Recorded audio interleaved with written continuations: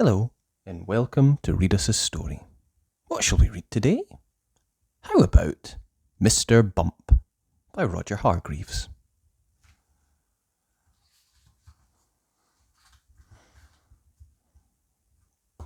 This is the sad story of Mr. Bump. The trouble was that Mr. Bump just could not help having little accidents. If there was something for Mr. Bump to bump into, he'd bump into it all right. For instance, if you were to see Mr. Bump out walking down a street in your town, and if there happened to be something to bump into down that street, then you know what would happen, don't you? Bump.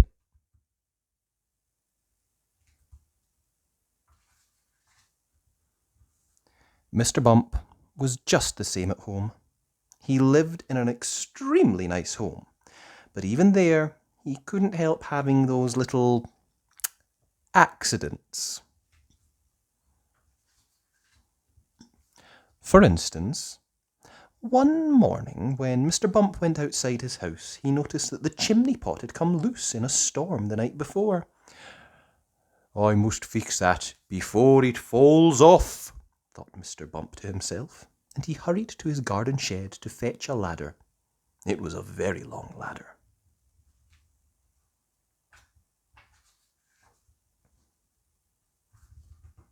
Mr. Bump walked up the garden path with the ladder on his shoulder. He turned the corner of the garden path. Crash! Went the living room window. "Oh, gee," thought Mr. Bump, and he turned to see what had happened. Crash! Went the kitchen window behind him. "Oh, gee," thought Mr. Bump again, and he rested the ladder against the wall of the house so that he could climb up on the roof to mend the chimney pot. Crash! Went the bedroom window.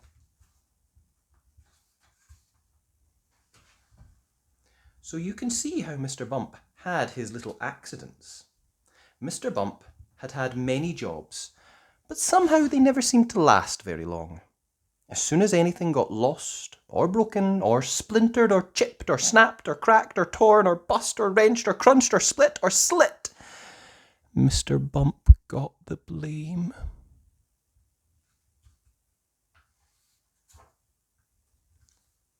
For instance, when Mr. Bump worked on a farm, he tripped over the dog and spilt the milk which he was carrying for the farmer's wife, and which the farm cat lapped up.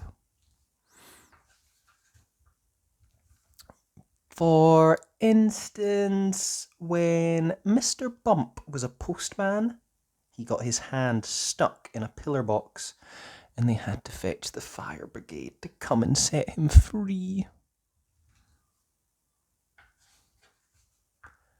For instance, when Mr. Bump was a bus conductor, he fell off the bus and couldn't catch it up again, and all the passengers travelled without having to pay.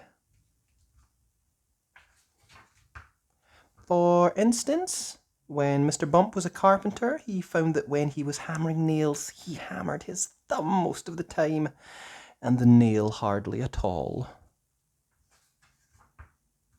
In order to recover from this series of rather unfortunate happenings, Mr. Bump decided to take a holiday.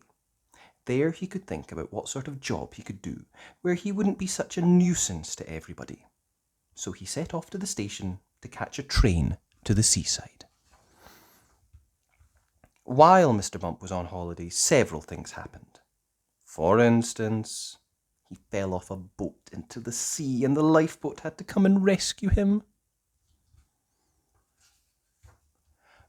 For instance, one day when he was quietly walking along the beach, minding his own business, he got his foot stuck in a bucket, and as he couldn't get it off, he had to walk around with it on his foot for hours. For instance, another time he was walking along the beach when he walked straight into a large hole that somebody had dug, and he had to stay there all night because he couldn't climb out on his own.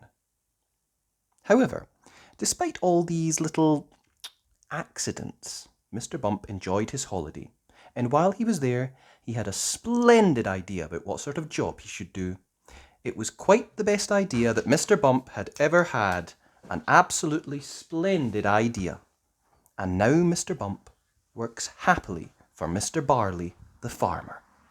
Mr. Barley had a rather large apple orchard on his farm, and that's where Mr. Bump works.